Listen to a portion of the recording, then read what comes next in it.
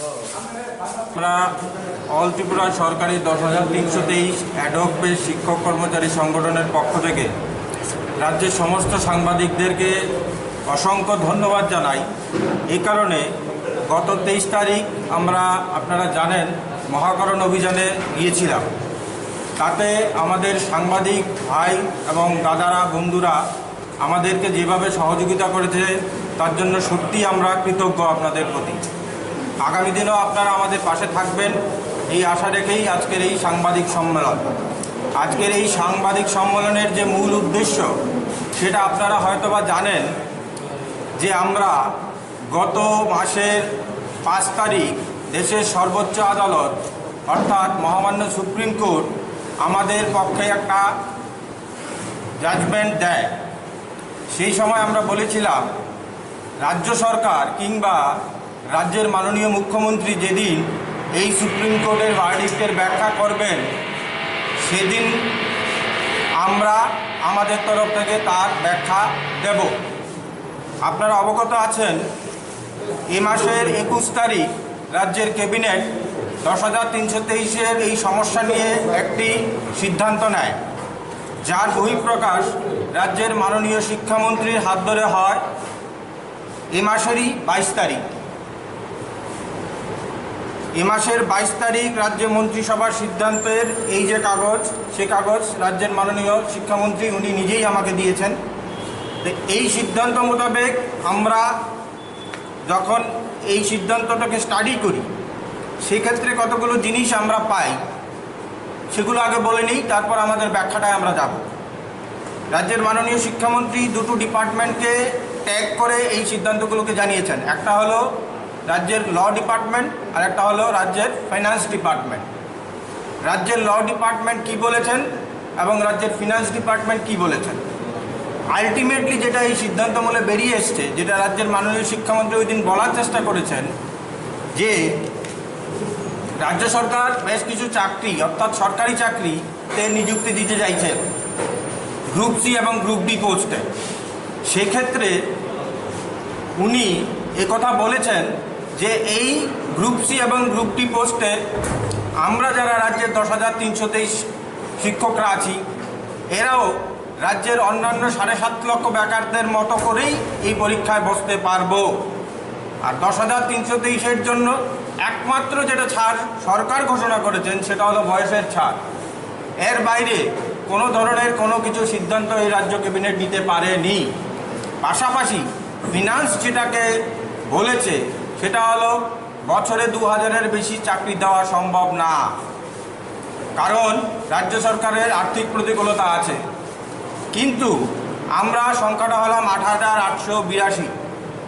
সেই জায়গায় যদি অঙ্কের ক্যালকুলেশনে দেখি তাহলে অন্ততপক্ষে 4 বছর এই চাকরি দিতে সময় লেগে যাবে, যদি 4 বছর না ধরি 3 বছরের সময় লেগে যাবে, এবং কে পাবে কে পাবে না সে বিষয়টাও কিন্তু একটা সন্দেহের মধ্যে আছে। সুপ্রিম কোর্টের ভার্ডিক্টের পরিপ্রেক্ষিতে এই সিদ্ধান্ত নিয়েছেন। আমরা আমাদের কিছু বক্তব্য সুপ্রিম কোর্টের ভার্ডিক্ট সম্পর্কে আজকে আপনাদের কাছে তুলে ধরতে চাই। কেননা 2014 সালে ত্রিপুরা হাইকোর্টের জাজমেন্টটাকে যেভাবে মিসইন্টারপ্রেট করার ফলে আজকে 462 জনকে নোটিশ করার পরিপ্রেক্ষিতেও 10,323-কে ছাঁটাই করা হয়েছে, ঠিক সেইভাবেই আমরা বিশ্বাস করি এই জাজমেন্টটাকে মিসইন্টারপ্রেট করে আজকের দিনেও আমাদেরকে বিপদে ফেলানোর জন্য চেষ্টা চলছে। সেই কারণে আমরা সিদ্ধান্ত নিয়েছি আজকে এই সুপ্রিম কোর্টের এই ভার্ডিক্টটাকে আমরা ব্যাখ্যা করব রাজ্যের মিডিয়ার কাছে, যেন রাজ্যের মিডিয়ার বন্ধুরা রাজ্যের জনগণের কাছে এই বিষয়বস্তুগুলো তুলে ধরেন কিভাবে আমাদের সঙ্গে প্রতারণা হচ্ছে। আমরা বারংবার যে কথাগুলো বলছিলাম যে প্যারা 18 গত অগাস্ট মাসের 5 তারিখ যে জাজমেন্টটা বেরিয়েছে তার প্যারা 18-এর মধ্যে বেশ কিছু বিষয়বস্তু ছিল যেটা আমাদের চাকরি দেওয়ার জন্য সুপ্রিম কোর্ট বলেছেন। তার আগে বলে নেওয়া ভালো, সুপ্রিম কোর্টের মধ্যে আমরা যারা 10,323-এর ছিলাম তাদের বেশ কিছু কেস হয় এবং রাজ্য সরকার একটা MA বা IA করেছিল, আপনারা শুনেছেন। এ হলো MA বা IA, যেটা সুপ্রিম কোর্টের ভার্ডিক্টের মধ্যে ডিসমিস করা হয়েছে। পাশাপাশি আমাদের কেসের মধ্যে সুপ্রিম কোর্ট রাজ্য সরকারকে নোটিশ করেছিল যে তুমি 10,323-এর জন্য কি ব্যবস্থাপনা করছো তা লিখিত আকারে এফিডেভিট করে জমা দাও। এই সেই এফিডেভিট যেটা রাজ্য সরকার জমা করেছিলেন সুপ্রিম কোর্টে, যার পরিপ্রেক্ষিতেই এই 18 নম্বর প্যারা। এখন আসি আমরা 18 নম্বর প্যারা শব্দ দিয়েই বোঝা যায় দেশের সর্বোচ্চ আদালত আমার জন্য কি বলেছে। আমি আপনাদের স্বার্থে একটু পড়ে নিই। 18 নম্বর প্যারাটা খুব ছোট্ট। In our view, considering the fact that the very selection and appointments are found to be illegal and invalid, no other advantage can be conferred upon the concerned candidate. এই কথাটা নিয়েও রাজ্যের মাননীয় শিক্ষামন্ত্রী মুখ খুলেছেন যে no other advantage can be conferred upon the concerned candidate. উনি বলতে চেয়েছেন যে গ্রুপ সি গ্রুপ বির ক্ষেত্রে কোনো আদার অ্যাডভান্টেজ দেওয়া যাবে না বলে সুপ্রিম কোর্ট বলেছে। আমি এই বিষয়টার ক্লিয়ারিফিকেশন দিতে চাই আপনাদের কাছে। আপনারা হয়তো বা জানেন, সুপ্রিম কোর্টে যখন আমরা কেস করেছিলাম বেশ কিছু বিষয়বস্তু আমরা সুপ্রিম কোর্টের কাছে তুলে ধরেছিলাম। এর মধ্যে গুরুত্বপূর্ণ একটা বিষয় ছিল, আমরা সুপ্রিম কোর্টের কাছে চেয়েছিলাম 3 বছর আমাদের শিক্ষকতা করতে দেওয়া হোক। তারই মধ্যে আমরা আমাদের যে কোয়ালিফিকেশানগুলো ডিফিসিট আছে বর্তমান নিয়োগ নীতির মূলে বা বর্তমান টেট পরীক্ষার যে গাইডলাইন সেই মূলে, সেগুলো আমরা নিজেদের মধ্যে করে আপগ্রেড করব এবং আমরা শিক্ষকতাই থাকতে চাই। সেই জায়গায় দাঁড়িয়ে সুপ্রিম কোর্ট এই অ্যাডভান্টেজগুলো আর আমাদেরকে দেওয়া যাবে না বলেই এই কথাটা বলেছে। এই জায়গায় গ্রুপ সি গ্রুপ ডির কথা বলেনি। তার কারণ হলো সেকেন্ড লাইনটা যদি আমরা পড়ি, it must be noted that the attempt on the part of the state. তার মানে এবার আসছে স্টেটের পক্ষে যে অ্যাটেম্পটটা নেওয়া হয়েছে সেটার কথা।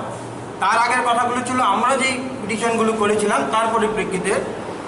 It must be noted that the attempt on the part of the state in offering certain alternative employment is not to degrade the teacher, but some solace is being offered even in cases where the candidate do not succeed in the selection to the post of teacher. আমাদেরই একটি সংগঠন, এরা রাজ্য সরকারকে অভিনন্দন জ্ঞাপন করবেন বলে রাস্তা হয়তো বা মিছিল করবেন, এই ধরনের খবর আমরা সোশ্যাল মিডিয়ার মাধ্যমে পাচ্ছি। সেই জায়গায় দাঁড়িয়ে আমরা আমাদের সংগঠনের পক্ষ থেকে রাজ্যের 10,323-এর আপামর শিক্ষক শিক্ষয়িত্রীদেরকে বলতে চাই, আপনারা যদি অভিনন্দন দিতে চাইছেন, কিসের ভিত্তিতে অভিনন্দন দিতে চাইছেন সেটা আগে ক্লিয়ার করুন। কারণ একদিকে রাজ্যের মাননীয় শিক্ষামন্ত্রীর সঙ্গে যখন আমরা দেখা করি প্রতিনিধিমূলক, রাজ্যের মাননীয় শিক্ষামন্ত্রী আমাদেরকেও সেই দিন একটা সুযোগ করে দেয় যে আমি যেহেতু সমস্যাটার সমাধান করতে পারছি না, আপনারা 4টি সংগঠন থেকে দুজন করে রাজ্যের মাননীয় শিক্ষামন্ত্রী এবং রাজ্যের মাননীয় মুখ্যমন্ত্রী এবং উপমুখ্যমন্ত্রীর সঙ্গে দেখা করুন, আমি সেই ব্যবস্থা করে দিচ্ছি এবং সেই জায়গায় আপনাদের দাবিগুলো তুলে ধরুন।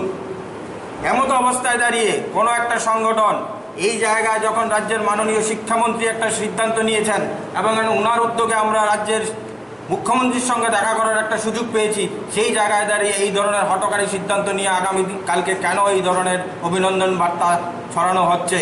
যেই জায়গায় আমাদের দাবিটা হলো আমরা আউটসোর্সিংয়ের মাধ্যমে কোনোভাবে মেনে দিতে চাইছি না, কারণ সুপ্রিম কোর্ট বারংবার আমাকে গ্রুপ সি এবং গ্রুপ ডি হিসাবেই অল্টারনেটিভ এমপ্লয়মেন্টের কথা বলেছেন।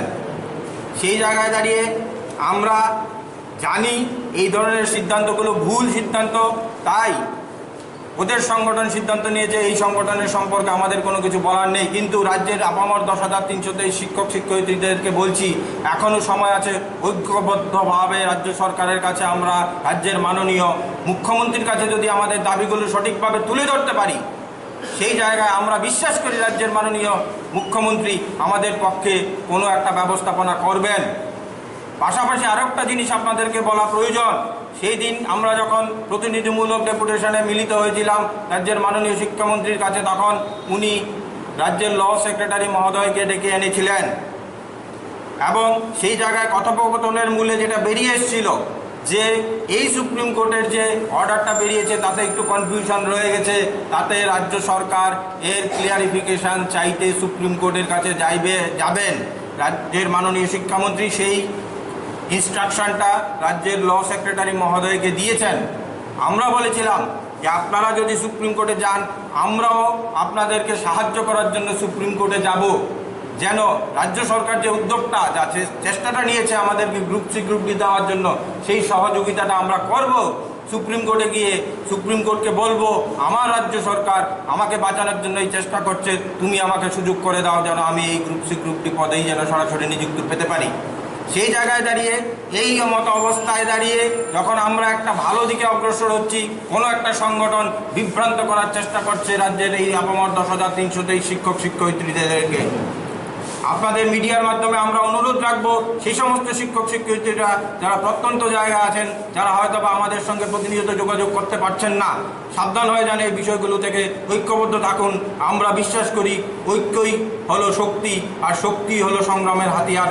আর এই সংগ্রাম করেই আমরা আমাদের সঠিক জায়গায় পৌঁছে যাব, আমরা আমাদের চাকরি ফিরে পাবো।